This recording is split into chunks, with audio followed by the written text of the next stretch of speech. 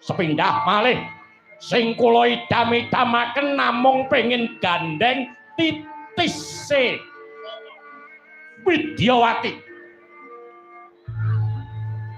Parandene seprana seprene wiwit kula wonten kilen lagi iso kelakon Ndek.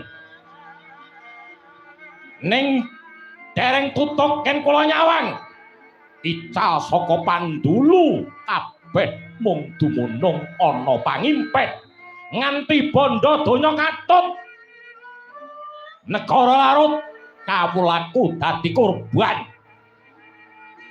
mung jalaran nggone netepi marang katresnaning Dasamuka jenenge wong tresna kuwi mawuta ora nyawang bondo donya ora nyawang rupa yen perlu ora nyawang sanak mitra apa tangga niku lekasing diyaku bola bali sing malangi marang kula ora ana liya kajaba Ite sing Wisnu Bathara kang keswisan ingkang angka 2 wujuding kethek munyuk sing jenenge Anoman.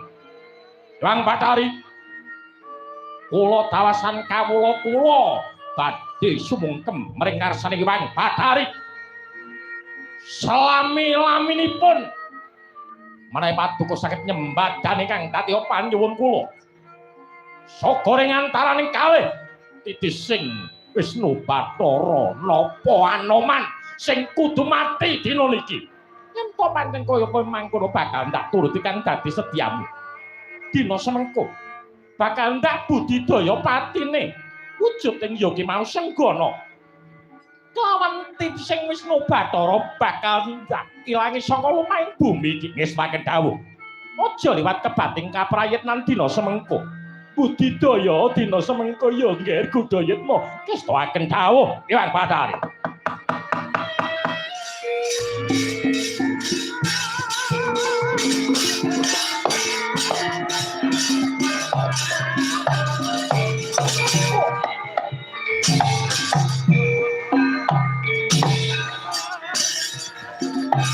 Watya Bala Baju Barat.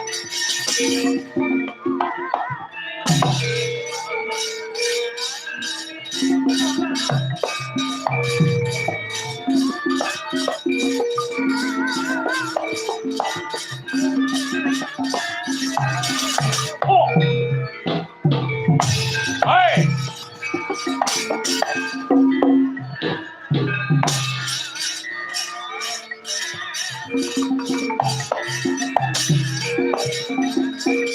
Oh.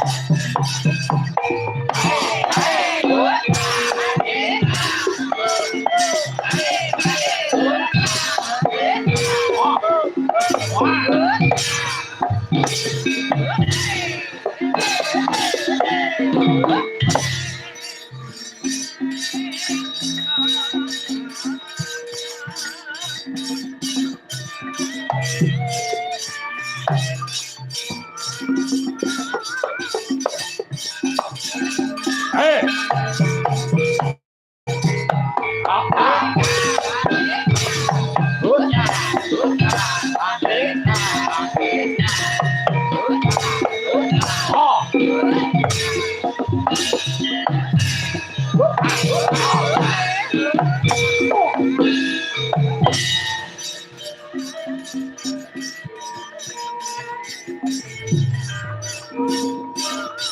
Oh.